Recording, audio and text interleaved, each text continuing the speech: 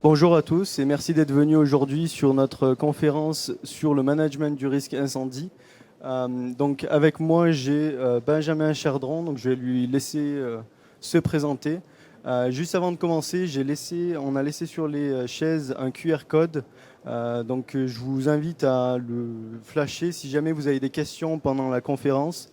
Également, on encourage une conférence collaborative, c'est-à-dire si vous avez des questions pendant la conférence, n'hésitez pas à nous arrêter. En plus de ça, on aura des questions-réponses en fin de conférence pour partager notamment des expériences ou si vous avez des questions.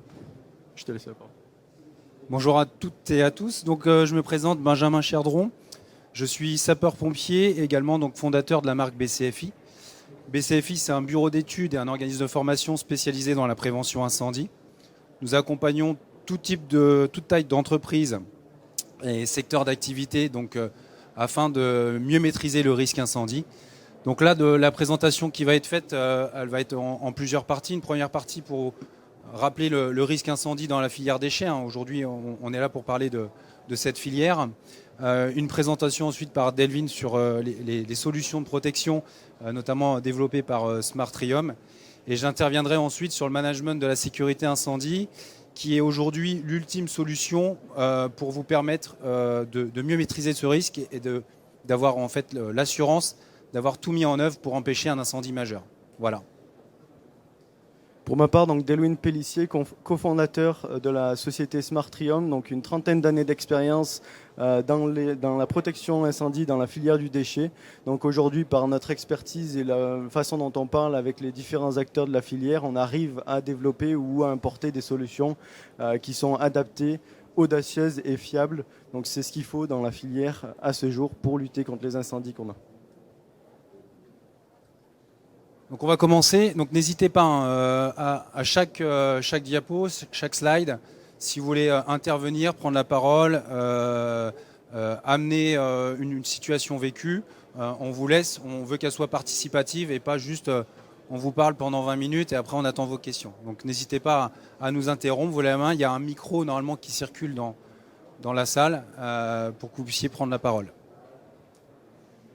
Donc là, c'est petit rappel sur justement pour le WhatsApp pour pouvoir poser les questions qu'on consultera en cours de conférence et puis également à la fin. Donc s'il y a des questions qui n'ont pas pu être traitées, on les traitera dans un second temps. Vous aurez un retour.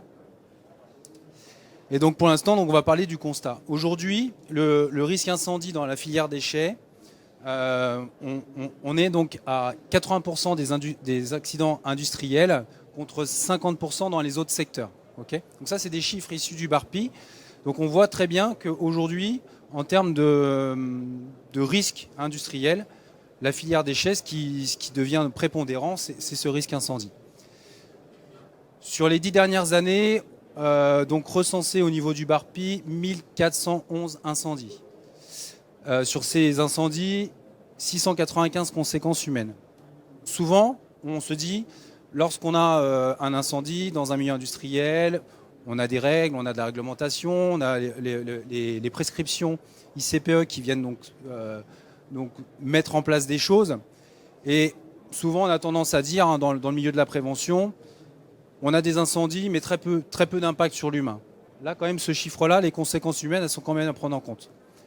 En plus de l'humain, il faut aussi avoir notion aujourd'hui de tout l'impact qu'on peut avoir au niveau des différents enjeux et des cibles externes. Aujourd'hui, vous voyez dans l'actualité, dès l'instant qu'on a un incendie, tout de suite vient la problématique des fumées. Les gens voient le panache de fumée. Est-ce que c'est toxique? Est-ce que c'est pas toxique? Doit-on se confiner? Peut-on manger les légumes du potager, etc. Et ça, aujourd'hui, la population en est sensible. Les autorités n'ont pas d'autre choix de prendre en compte cette sensibilité de la population. Et donc, les autorités, notamment les préfectures, deviennent de plus en plus regardantes et demandent en fait aux industriels et puis vous aussi, filière déchets, de traiter vos risques et de faire en sorte que les incendies ne viennent pas des sinistres majeurs avec des conséquences aussi bien internes qu'externes. Ça a été rappelé en 2022 lors de l'European Fire Sprinkler Network en Angleterre, où la lutte contre l'incendie dans le secteur déchets doit être une priorité. Pas de questions, pas de remarques sur ce point-là? Aujourd'hui, qu'est-ce qui cause un incendie dans les filières déchets? Eh ben, on a des choses historiques, hein, cendres résiduelles dans les barbecues, des cartouches de gaz, des produits chimiques, les fusées de détresse, etc. Et puis un nouveau risque qui est apparu depuis quelques années maintenant, c'est les batteries lithium. Donc on va faire un focus lors de cette conférence sur les batteries lithium pour peut-être que certains d'entre vous ne maîtrisent pas forcément en quoi c'est une cause d'incendie et pourquoi aujourd'hui ça devient important. Mais aujourd'hui, ce qui est recensé au niveau donc, des rapports, des statistiques, 50% des départs de feu dans la filière déchets sont liés au lithium. Okay. Également, on retrouve donc des causes internes sur des stocks excessifs. Dans l'actualité, on le voit au niveau des médias, on a des centres de tri qui sont autorisés au niveau des installations classées avec un certain nombre de stockages. Et dans la réalité, ces stockages dépassent largement donc les cubages qui avaient été autorisés. Donc du coup, on se retrouve sur des situations qui sont pas réglementaires, mais le réglementaire est là aussi pour traiter le risque. Quand vous êtes soumis à déclaration, vous avez très peu de choses qui vous incombent. Dès l'instant que vous allez dépasser les seuils, là, la préfecture va regarder un peu plus ce que vous faites et puis va vous demander des choses en plus. Et ces choses en plus, elles sont là aussi pour traiter le risque, pas juste pour amener du réglementaire. Ensuite, les systèmes de détection et d'extinction. Dans la filière déchets, on a tendance à dire on peut rien mettre parce qu'il y a de la poussière, il y a du vent, on est à l'extérieur, c'est difficile à maintenir, etc. etc. Donc Delvin interviendra sur la partie protection incendie, mais aujourd'hui, on voit qu'il y a un besoin d'avoir des solutions donc, innovantes et efficaces pour traiter donc, ces départs de feu et ces incendies. Et enfin, quelque chose qui m'affecte particulièrement, parce que je vous l'ai dit, je suis sapeur-pompier, la préparation insuffisante de l'intervention des services de secours. Tous les industriels que je rencontre me disent « mais vous inquiétez pas, on fait des exercices tous les ans avec la préfecture et les pompiers ».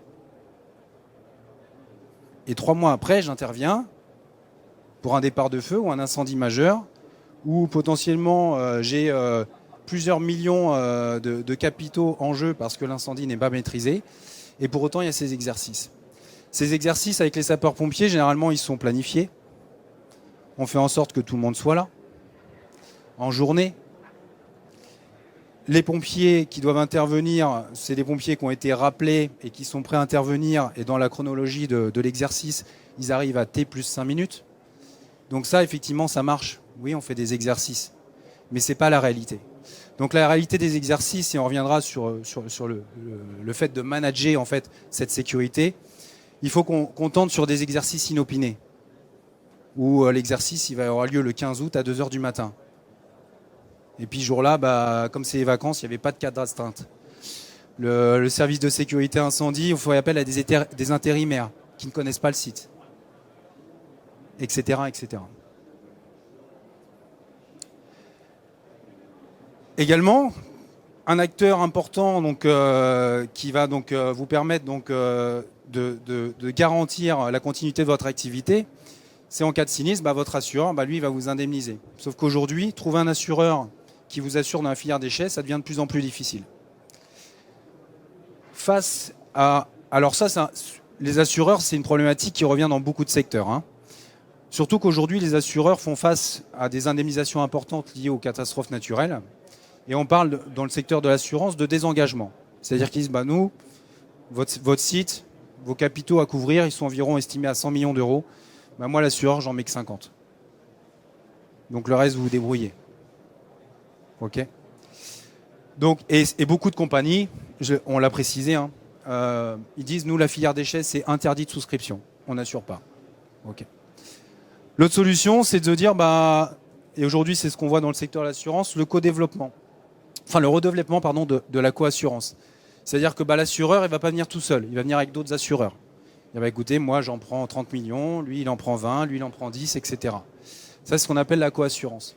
Sauf que quand on fait de la coassurance, il n'y a qu'un seul assureur, qu'on appelle l'appériteur, qui lui va être en relation avec le client et dire voilà, on va mettre ça en place et que ça en place, ça en place. Et les autres, en gros, si ça ne rentre pas dans leurs standards, ça va pas forcément leur convenir. Et du coup, ce système de coassurance, effectivement, ils essayent de le redévelopper, mais tout le monde n'est pas d'accord. Donc ça devient très difficile. Donc le peu d'assureurs qui va vous rester, qu'est-ce qu'ils vont faire?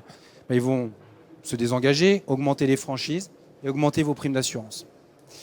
Donc après l'enjeu, que ce soit donc par l'intermédiaire des solutions qui vont être proposées par Delvin ou par ma part sur la partie management du risque, c'est d'aller apporter aux assureurs des preuves qu'aujourd'hui on a des moyens efficaces, on a une organisation qui fonctionne, on a de l'humain qui a été formé, on a des acteurs publics qui sont donc prêts à tout moment et pas juste quand on a un exercice planifié, de façon à pouvoir rassurer ces assureurs, entre guillemets, et ensuite rendre le risque aux yeux de ces assureurs acceptable.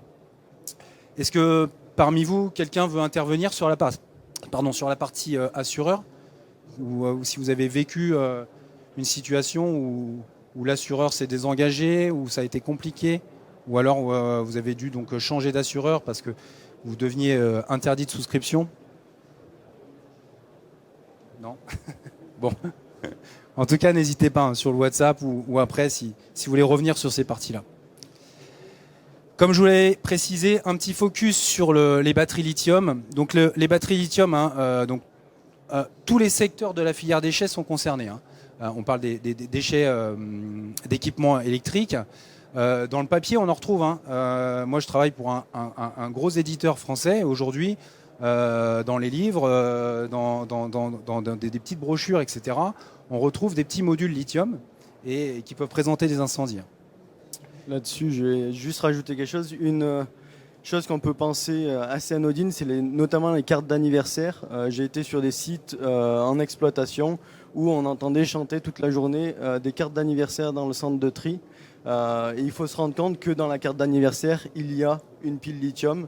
Celle-ci est broyée et peut causer un incendie notamment. Donc ça va jusqu'au plus petit équipement.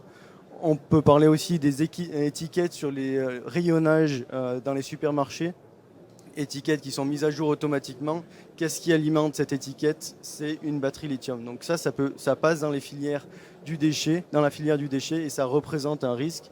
Aussi petit qu'il soit, c'est un réel risque quand il est mélangé avec d'autres produits qui sont très combustibles. Merci. Effectivement, et on parle de risque avec des départs de feu avérés, c'est des situations vécues. C'est pas juste, ça pourrait survenir, c'est arrivé. Les ordures ménagères, tout simplement, on peut penser aux cigarettes électroniques jetables, même si bientôt elles vont être interdites pour d'autres raisons, mais on retrouve aussi dans les déchets ménagers aujourd'hui ces choses-là. Et également les véhicules hors d'usage. Oui, on tend à transformer le parc véhicule donc avec des véhicules électriques. Aujourd'hui, on a des véhicules récents avec des batteries récentes, mais les durées de vie de batterie, c'est 10, 15 ans. Et puis au bout d'un moment, ces batteries, donc évidemment, il va falloir recycler. Aussi lors des accidents, un véhicule électrique accidenté, que fait-on de la batterie, comment on la stocke, etc. Donc on a vraiment un sujet qui concerne tous les domaines de la filière déchets. Ça a été pris en compte par les autorités. L'ancienne ministre de l'écologie, Barbara Pompili, a missionné l'inspection générale de l'environnement et du développement durable, qui a produit un rapport en 2022 qui amène des recommandations sur le traitement du risque incendie dans la filière déchets, et notamment donc, à réduire les sources d'inflammation liées au piles lithium. Ça passe par la mobilisation de nombreux acteurs, que ce soit le citoyen, mais également les éco-organismes, les producteurs. Récemment, cet été, on a eu une loi européenne qui est venue demander la traçabilité des batteries, donc de sa construction jusqu'à sa fin de vie. Donc c'est des choses qui se mettent en place. Donc nous, on a tendance à se dire, au fur et à mesure du temps, les gens vont savoir, on va être sensibilisés et ça va se réduire. Mais pour l'instant, on n'en est pas là. On est vraiment, si on peut dire ça, au développement de ce risque-là, et les moyens de traitement ne sont pas encore bien en place. La batterie lithium, pourquoi elle génère un risque incendie? Les batteries lithium, vous avez différents types de technologies. La technologie la plus connue, c'est la NMC, un lithium nickel manganèse cobalt. C'est, on va dire, la plus courante aujourd'hui qu'on retrouve. Chaque technologie de batterie lithium est composée de différents matériaux. Donc souvent, donc, on a une anode qui va être composée de différents métaux et également une cathode en graphite. À l'intérieur de ces batteries, on a un électrolyte. L'électrolyte qui permet de dissoudre et de faire transiter les ions de lithium pour pouvoir produire de l'énergie, cet électrolyte aujourd'hui, il est inflammable. Avant, on utilisait des batteries au plomb. Les batteries au plomb, elles fonctionnaient avec de l'eau. Et puis, on pouvait, entre guillemets, on était limité par cette énergie parce qu'au bout d'un moment, l'eau s'électrolysait et produisait de l'hydrogène. Donc, ceux qui ont des chariots élévateurs sur vos sites, vous savez que quand il y a une batterie plomb, on doit avoir un local spécifique parce que lorsque de la recharge, on peut avoir production d'hydrogène. Pour augmenter cette capacité énergétique, cette densité énergétique, aujourd'hui, on a fait le lithium. Et le lithium, pour que ça fonctionne, il faut un électrolyte organique qui, lui, est inflammable. Et aujourd'hui, c'est surtout ça qui nous pose problème. Donc, vous voyez donc, sur le graphique, en fonction donc, du type de chimie de la batterie lithium, on va avoir donc, des choses un peu plus stables. Et aujourd'hui, ce qui est plus stable, c'est les batteries LFP, lithium fer phosphate, et les titanes. Mais qui sont très peu répandus. Et puis en fonction des usages, les fabricants de cellules de batterie et les assembleurs de batteries vont choisir en gros ce qui est plus économique, ce qui est plus adapté à l'usage. C'est pour ça qu'on a autant de technologies. Sinon, on sera arrêté sur les deux plus sécurisés. La batterie lithium, comment elle va réagir? De différentes façons. Perforation, surcharge, par rapport aussi à son état de santé. On appelle ça durée de vie. J'ai expliqué pour les véhicules, mais c'est le cas pour toutes les batteries. Lorsqu'elles vieillissent, elles deviennent plus dangereuses. Et bien évidemment, quand on va les retrouver dans la filière déchets, c'est quand elles sont usagées, quand elles sont vieilles. Donc même déchargée, et d'autant plus une batterie déchargée, va présenter plus de risques qu'une batterie à mi-charge. Les chocs mécaniques, les chocs thermiques, et donc la résultante, ça va être donc des fumées, des feux, des explosions. Une batterie lithium, pour ceux qui connaissent pas trop ce risque-là, dès l'instant qu'elle va subir un choc, un écrasement ou quoi, les premiers effets, ça va être un dégagement de gaz. Et c'est ce gaz ensuite qui va s'enflammer. Donc par rapport à ça, et on le verra avec Delvin, il faut que nos moyens de détection, tant sur la partie thermique que sur la partie gaz fumée, on ait quelque chose de très précoce pour pouvoir agir au plus près de la détection, enfin au plus près du départ de feu pour pouvoir le traiter. Et ensuite, on verra comment on peut le traiter. Juste, je vous le dis tout de suite, un feu de batterie lithium, on ne sait pas l'éteindre. Okay, on sait le contenir, mais on ne sait pas l'éteindre. À l'intérieur de ces batteries, on a des sécurités. Et ça, pareil, c'est en fonction des fabricants de cellules de batterie, en fonction des usages, on va avoir certains types de sécurité dans ces batteries.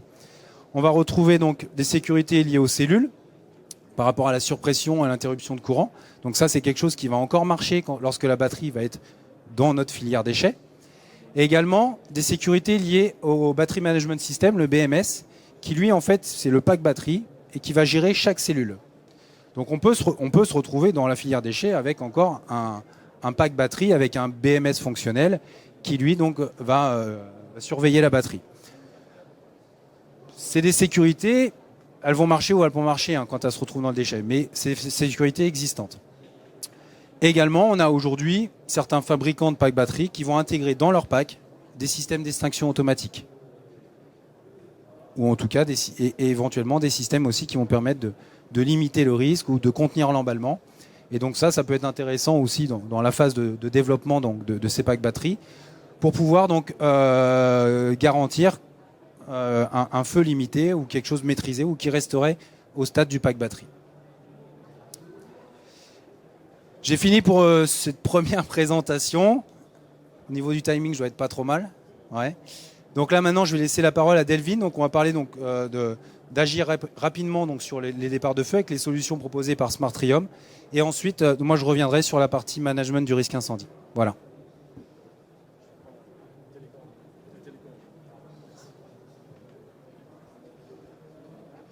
Donc, qui est Smartrium? Donc, Smartrium est une société qui a été fondée pour la protection incendie dans le domaine du recyclage. Donc, on a à peu près une trentaine d'années d'expérience.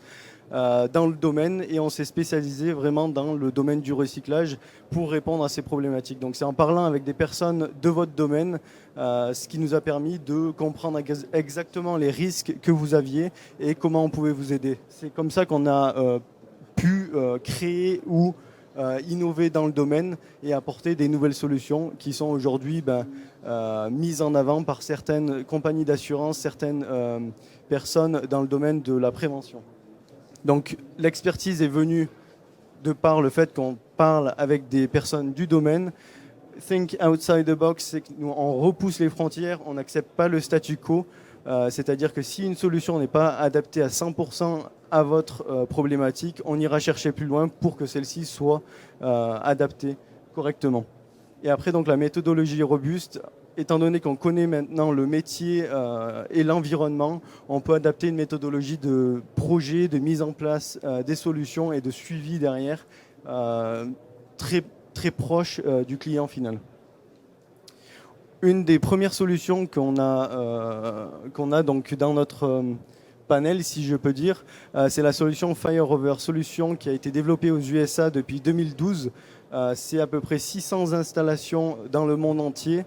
Sur 2021-2022, on parle de 2850 incendies éteints sur les 600 installations et 0 incident grave. Donc on est sur une performance qui est inégalée à ce jour et dans le cadre de la protection, FireRover garantit le fonctionnement du système. Donc là, il y a quelque chose qui est assez impressionnant à ce niveau-là puisque il n'y aura pas aucune autre solution qui garantira que le système sera fonctionnel le jour qu'on en aura besoin. En France, donc ça fait 1 an et demi que la solution est commercialisée. Il y a eu beaucoup d'interfaces à réaliser étant donné qu'on est dans des pays différents. Et aujourd'hui, donc, on a plusieurs installations et la presse commence à parler du système, notamment cette semaine, un article qui est apparu dans le Média Lot suite à une installation dans le SIDET du Lot. Comme je vous l'ai dit, donc 0 sinistre grave depuis la création de l'entreprise en 2012, ce qui représente une performance surtout dans un environnement très volatile comme le secteur du déchet.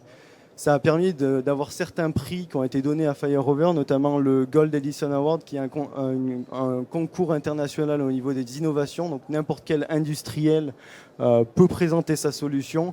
Et donc en 2019, FireRover a eu le Gold Edison, donc la médaille d'or sur leur solution.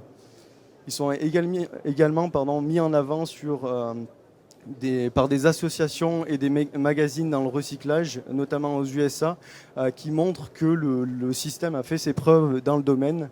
Et c'est pour ça que 8 des 10 plus grosses entreprises de recyclage aux USA utilisent FireRover pour leur protection.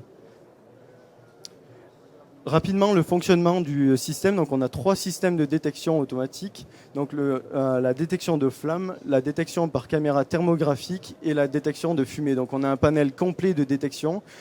Tout ça est relié à un centre FireRover. Du personnel formé FireRover plusieurs fois par semaine. Donc, ils subissent des exercices inopinés sur les sites et leur performance est évaluée en permanence. Il n'y a jamais une extinction sans validation du personnel FireRover. Ça veut dire qu'on aura 0 extinction intempestive, 0 danger humain, parce que si on se prend, quand on parle d'un canon automatique, on est sur 2000 litres à la minute, à 10 bars. Si on se prend cette pression dans le dos, ça représente un risque humain énorme. Il y a eu déjà des morts, notamment aux USA, à cause de ça, pas à cause du feu, mais à cause de l'extinction qui a projeté le personnel dans le feu. 0 extinction intempestive, ce qui veut dire qu'on peut baisser les températures de détection et augmenter la sensibilité des détecteurs parce qu'on sait que tout sera vérifié avant de générer une extinction. Donc c'est comme ça qu'on arrive à détecter de manière très très précoce les incendies et les éteindre dans la plupart des cas sans appeler les secours. Donc on parle de 98% des interventions de FireRover sont gérées sans l'intervention des secours, ce qui est un indicateur qui est très puissant. Une fois que l'alerte est arrivée à FireRover, il y a 2 personnes, donc il y a des binômes qui se mettent en place, donc il n'y a pas que 2 personnes qui travaillent, mais une équipe de 70 qui travaillent ensemble, 2 personnes, une personne pour l'opérationnel terrain qui va guider l'extinction à distance, c'est-à-dire on associe l'intelligence en fait de l'humain à l'intelligence artificielle. L'humain peut voir est-ce que j'ai un humain devant le feu, c'est-à-dire qu'il y a un danger potentiel pour le personnel qui est sur place. Est-ce que j'ai du vent ? Parce qu'en extérieur, on peut avoir le phénomène du vent qui dévie un jet de canon. Tous ces phénomènes sont pris en compte par la perception humaine et donc on arrive sur une extinction qui est très précise et on vise la base des flammes. Derrière, on va alerter de façon sonore et visuelle et on va arrêter des machines, des process si c'est demandé par le client. De l'autre côté, on a une personne qui s'occupe de tout ce qui est communication, donc avec les services de secours, avec le client. De cette manière, une personne s'occupe de la communication, l'autre de l'opérationnel. Ça permet de ne pas être multifonction, on se concentre sur le travail. Comme je vous ai dit, un système de détection précoce avec 3 types de détection. Donc on a tout le spectre de détection possible. 0 extinction intempestive, donc on n'a pas de frais de dépollution inutiles, on n'a pas de mise en danger du personnel et la garantie de fonctionnement. FireRover va vous garantir, donc dans les termes du contrat, que le système sera fonctionnel le jour que vous en aurez besoin. De par notre expérience, on a installé beaucoup d'autres systèmes, détection incendie ou canon ou quoi que ce soit. Jamais on pourra se permettre de garantir le fonctionnement puisqu'il peut se passer tellement de choses sur place entre les visites annuelles qu'on doit faire, de maintenance préventive, que là, FireRover le fait. Comment ils peuvent le faire ? C'est que tous les jours, ils vont vérifier si le système est fonctionnel. Ils vont se connecter sur votre système, vérifier est-ce que je vois les caméras correctement, est-ce que les canons bougent. Également, ils ont des vérifications mensuelles. Donc, il y a vraiment un panel de vérification qui leur permet de garantir le fonctionnement. Seule chose qu'on a besoin, c'est une connexion Internet et l'électricité, chose qui est doublée par une autonomie de batterie de 48 à 72 heures sur le système et des antennes 4G, 5G qui sont implantées sur le site si jamais votre connexion Internet tombe en panne. Donc là, c'est quelques installations qui ont été réalisées notamment en France. Donc on voit le système, il peut être décliné en 2 façons. Dans un container où c'est qu'on a la réserve d'eau avec l'émulseur et le système de surpression. Ou sinon directement, si vous avez un système de surpression avec réserve d'eau sur votre site, on peut s'intégrer sur ce système pour réaliser l'extinction. Donc on a les FireRover, donc les containers qui sont installés soit en extérieur, soit en intérieur de site, et on déporte les canons à la demande et par rapport au risque qui est présent sur site. Derrière, donc on voit ici les caméras de détection. Donc on a la détection thermographique en haut, on a la détection de flamme et la détection de fumée ici. Les canons qui sont pilotés avec une caméra placée au-dessus, donc l'opérateur voit exactement ce qu'il fait. Et après, on a le système d'alerte, les sirènes et les déclencheurs manuels également. Le personnel a la possibilité d'envoyer une alerte à FireRover s'il voit un risque avant la détection automatique. Le deuxième produit qui a été co-créé avec la société MTB, notamment dans le recyclage de batteries lithium, où il n'existait pas jusqu'à ce jour une solution pour stocker de façon sécurisée les batteries lithium. Quand je parle stocker de façon sécurisée, c'est sous détection et extinction. On cherchait une solution mobile, c'est-à-dire quelque chose qu'on peut déplacer à l'intérieur des usines de recyclage de batteries lithium. Donc on est venu avec un système où on peut stocker jusqu'à 1,5 tonne de batteries lithium qui peut être transportable dans les usines de recyclage. On a 1500 mètres de portée au niveau de la détection, donc détection sans fil, donc on peut se déplacer à notre guise dans l'usine sans avoir de coupure de détection automatique. La seule chose qu'il faudra brancher à l'emplacement prévu de stockage, c'est l'extinction. Donc on a un seul tuyau à brancher, si on peut parler comme ça, un flexible inox, et ça, donc on a un contrôle de position qui va déterminer si le chariot est à l'emplacement ou non, et s'il n'est pas à l'emplacement, la détection automatique ne peut pas générer l'extinction, étant donné que ça peut représenter également un danger. Et la dernière, donc, qui date de plusieurs années, donc c'est l'Humopis, qui est ce qu'on appelle un RIA mobile, qui a été développé avec des sociétés d'assurance, notamment pour répondre dans les domaines du recyclage et du bois, quand on a des stocks extérieurs ou pas de possibilité de faire d'installation de RIA. Donc c'est une solution qui est acceptée. Donc on a plusieurs produits qui sont installés dessus, notamment tous les produits sont issus de la filière de l'incendie. On ne travaille pas avec des motopompes d'agriculture ou quoi que ce soit, c'est vraiment un produit qui est 100% destiné à l'incendie. Je vais passer. Oui. Oui, bonjour, Bruno Bilz de l'usine d'incinération de Montet. Aujourd'hui, on voit depuis plusieurs années qu'on a une recrudescence des feux dans nos stockages de déchets. Ça fait 5 années que ça augmente de manière exponentielle.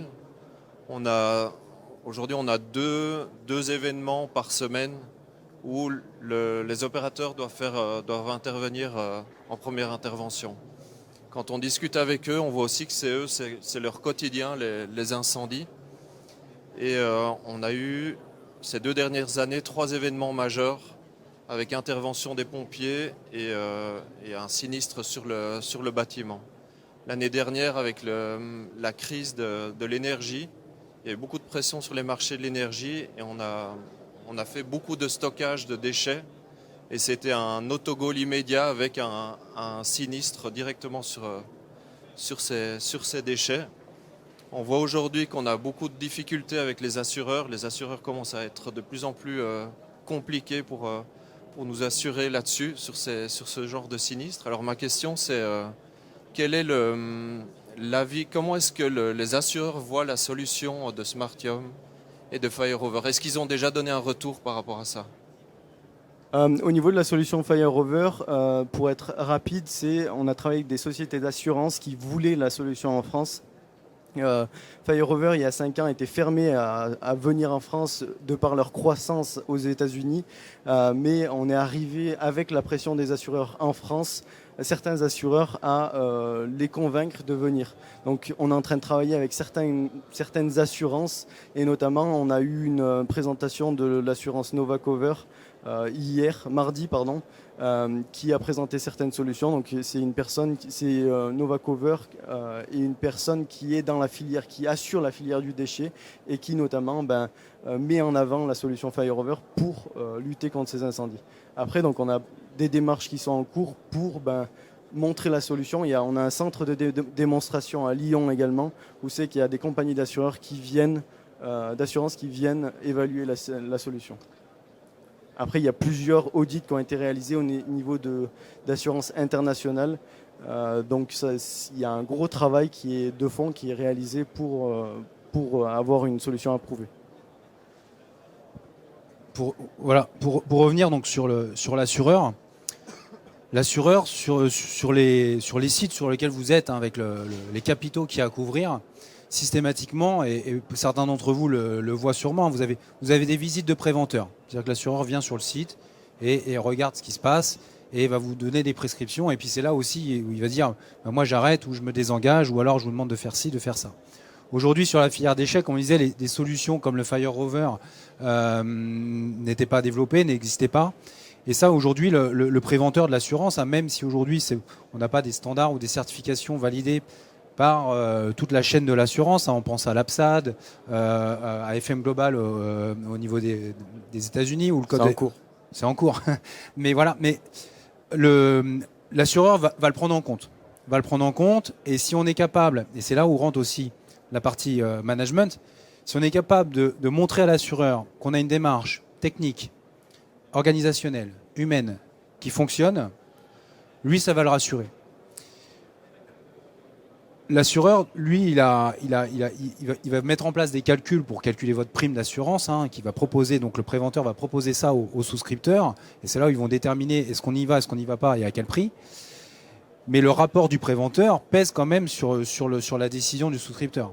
Alors, mis à part les compagnies, certaines compagnies où eux, ils ont dit, nous, interdit de souscription pour la filière déchets, donc c'est-à-dire qu'ils ne vous prendront même pas. Ceux qui prennent aujourd'hui prennent les solutions. Et aujourd'hui, donc les contacts qu'il y a eu au niveau de l'assurance avec Smartrium et puis sur la partie FireRover vont dans ce sens. C'est-à-dire qu'aujourd'hui, demain, les assureurs vont intégrer cette solution-là et éventuellement s'appuyer dessus pour pouvoir donc dire bon, ok, on couvre. D'accord ? Donc le management du risque incendie dans la filière déchets. Donc moi je vous présentais, donc c'est aujourd'hui ce qu'on fait nous au sein de BCFI. Donc BCFI c'est un bureau d'études aujourd'hui qui est une jeune pousse. Donc moi je suis moi-même ingénieur au sein de ce bureau d'études, appuyé par un réseau de consultants dotés de compétences et d'expérience dans le domaine incendie. Et l'objectif pour vous en fait, ce management, c'est l'ultime solution. On a formé l'humain, on a mis la technique, etc.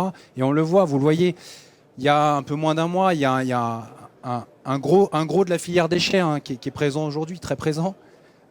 qu'il y a eu 2 incendies majeurs en moins d'une semaine sur ces sites. Ok ? Peut-être vous allez le remettre. 2 incendies majeurs. C'est un géant du recyclage français. En son sein, ils ont des ingénieurs incendie, des préventeurs, des gens qui ont mes qualifications. On a fait les mêmes diplômes. Et pour autant, ils ont des départs de feu non maîtrisés avec des impacts internes et externes. Hein. Sur un des incendies, il a fallu faire venir les Canadair. Donc ça, c'est pas possible. Ça veut dire qu'il y a un problème de management de la sécurité. Parce qu'on a les moyens, on a les personnes, on a les ressources, on a des services prévention, on a des ingénieurs.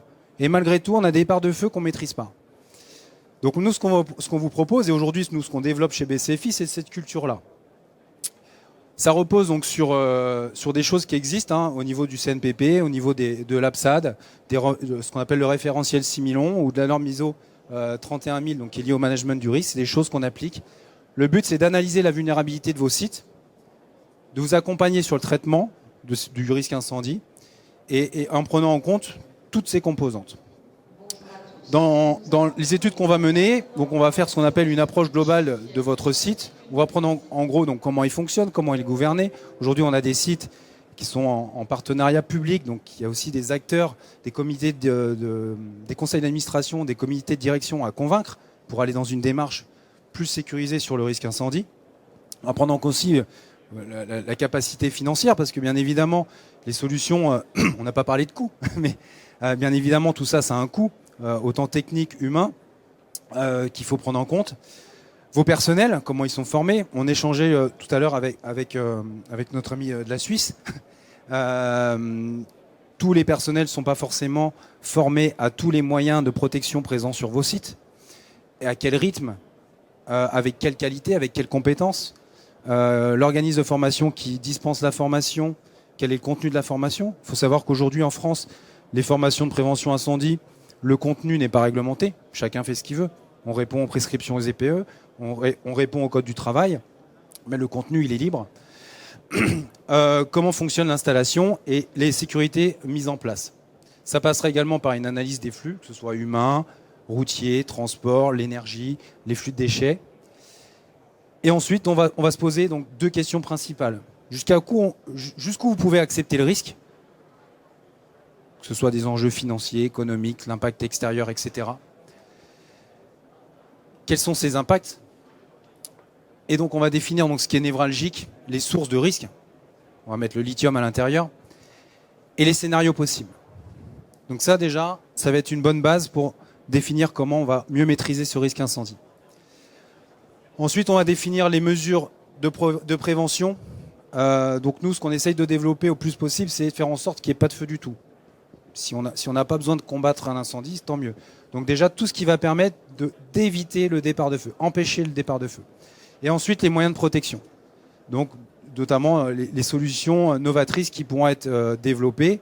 Et ça, en fait, c'est quelque chose de quotidien. Bien évidemment, dans l'attente, on mettra en place des mesures provisoires. Et on fera un focus avec votre assureur. Quel est le transfert du risque? Qu'est-ce que l'assureur, lui, est prêt à prendre en termes de charges, de capitaux à couvrir, de garanties. Demain, si vous avez un impact qui sort du site, avec donc des enjeux humains sur les riverains, il est possible que demain, on vous demande d'indemniser ça. Eh oui. Les fumées ont pollué le jardin, la maison, le potager. Les enfants ont été impactés. L'école a été fermée pendant 15 jours. Peut-être que demain, on va vous demander de payer tout ça. Donc peut-être qu'il va falloir s'assurer aussi là-dessus. Aujourd'hui, est-ce que votre assureur garantit ces impacts? Donc tout ça, ça va être l'objet de nos études. Et ensuite, on va manager. Donc manager, ça va être donc, on utilise une méthode que vous connaissez peut-être, hein, le Plan, Do, Check, Act, qui permet en fait, via des indicateurs mis en place, donc ces indicateurs, il va falloir qu'ils soient mis en nombre, qu'ils soient de qualité, qu'on mette une périodicité. Et ensuite, ces indicateurs, donc, on va évaluer les écarts, les passer en revue, les amener au comité de direction. Ben voilà, hop. Non, c'est pas le sujet, si, c'est le sujet. Il faut qu'aujourd'hui, dans les comités de direction, dans les conseils d'administration, on vienne parler du risque incendie. Il faut que ce soit intégré. C'est sûr que la raison d'être, c'est traiter du déchet. Mais aujourd'hui, l'émergence du risque incendie dans cette filière est trop important. Il est pris en compte par les pouvoirs publics, on a des recommandations qui sortent, mais vous, sur vos sites, vous pouvez être acteur de cette sécurité et commencer à initier cette démarche de management. C'est grâce à ça que ça peut fonctionner. Moi, j'ai vécu des situations opérationnelles où le système d'incinération, protégé par des canons à eau, on s'aperçoit le jour du départ de feu qu'il y a un canon à eau qui ne marche pas, que l'opérateur ne comprend pas pourquoi il n'arrive pas à fonctionner. Donc le départ de feu n'est pas maîtrisé. On s'aperçoit à l'issue de cet incident que c'était un problème de maintenance. Quels indicateurs, quel relevé d'écart on a fait sur la maintenance de vos systèmes. Quand vous missionnez un mainteneur pour venir donc faire vos vérifications périodiques, qui l'accompagne? Qu'est-ce qu'il fait réellement? Avec quelle qualité? Ça, va falloir le mesurer. Ensuite, l'humain. Tout à l'heure, je vous parlais du départ de feu le 15 août à 2h du matin.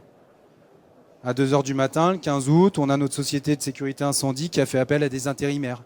Ils ne connaissent pas le site. Ils se perdent sur le site. J'ai vu un agent de sécurité ne pas retrouver le PC sécurité. Autre exemple, il fait chaud l'été, je décide d'ouvrir le désenfumage. Parce qu'il fait chaud.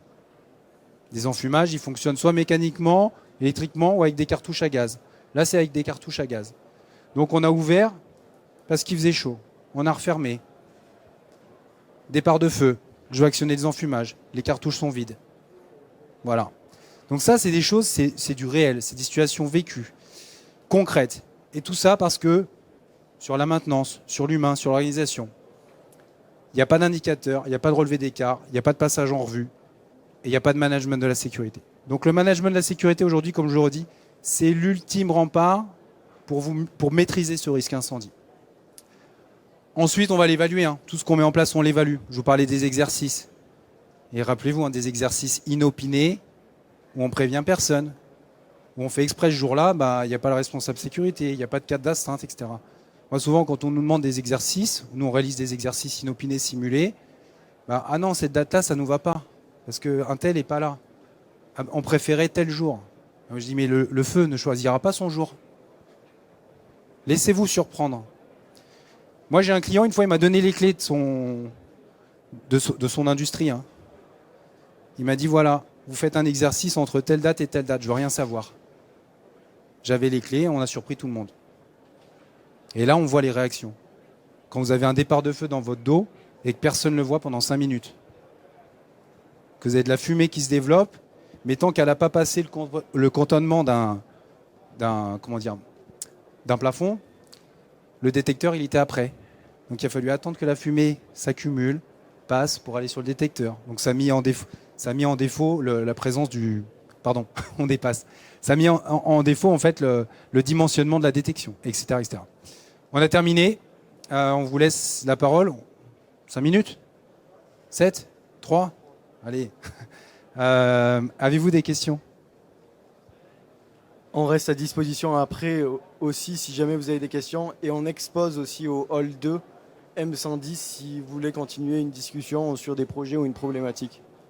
Pour les questions pour clôturer, bien évidemment, tout ça, donc, on prend également tout ce qui est gestion de crise, réponse d'urgence, les pompiers, etc. Et enfin, donc, pour pouvoir justement nous revoir, donc, comme l'a dit Delvin, au niveau donc, du stand M110, c'est ça, M110, voilà. Le hall 2. Ouais. Et les 2 QR codes vous orientent vers nos contacts. Et sur celui-là, vous aurez un site avec un formulaire où vous pourrez me contacter pour pouvoir donc, poser des questions et prendre rendez-vous. Voilà. Merci. Merci beaucoup.